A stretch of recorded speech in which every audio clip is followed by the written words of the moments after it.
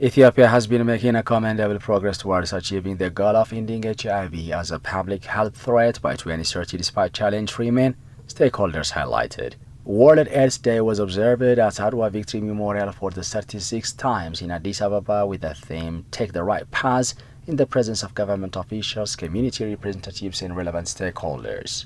Speaking at the occasion, Health State Minister Dereje Duguma highlighted the ongoing challenge posed by HIV in Ethiopia, revealing that over 600,000 individuals are currently living with HIV. According to Ethiopian news agency report, the State Minister emphasized that Ethiopia is actively implementing strategies to control and prevent the transmission of HIV, noting that a slight reduction of HIV prevalence from 0.9% 2 years ago to 0.87% currently. The change reflects Ethiopia's progress in combating the spread and control of epidemic towards achieving the goal of ending HIV as public threat by 2030, he added. The disease rate nationwide is 0.8%. In some regions, we've seen that it's beyond this rate. Especially in 6 regions, the figure is beyond the national figure rate mentioned. In urban, it's over 2.9%, whereas in rural area, it's 0.4%.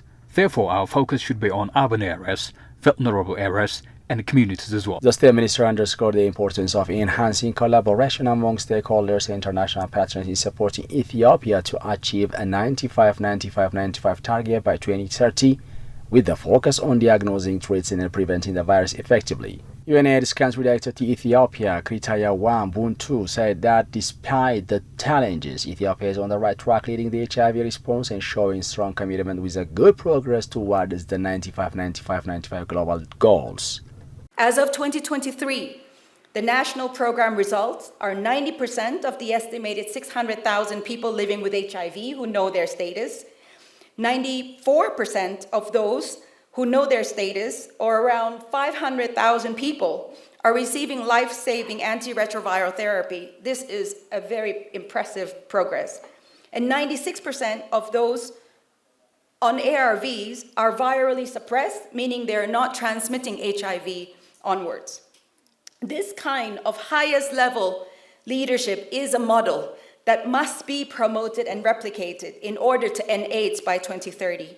She underscored that young people, particularly young women and girls, require close attention and urgent intervention since they are exposed for HIV for a number of reasons. She reaffirmed her organization's commitment to continue working with the people and the government of Ethiopia to end HIV/AIDS as public health threat and to ensure a sustainable, resilient HIV response. UNAIDS, together with UN entities in Ethiopia and all development partners, stand ready to continue to work with the people and the government of Ethiopia to end AIDS as a public health threat, to ensure a sustainable, resilient HIV response for people living with HIV and affected communities. U.S. Ambassador to Ethiopia, Erwin Masinga, on his part praised Ethiopia for the tremendous progress made on HIV responses. We'd like to commend the Ministry of Health for its ongoing commitment and to work to achieve our common goal of HIV epidemic control. We look forward to our continued partnership in this critical endeavor.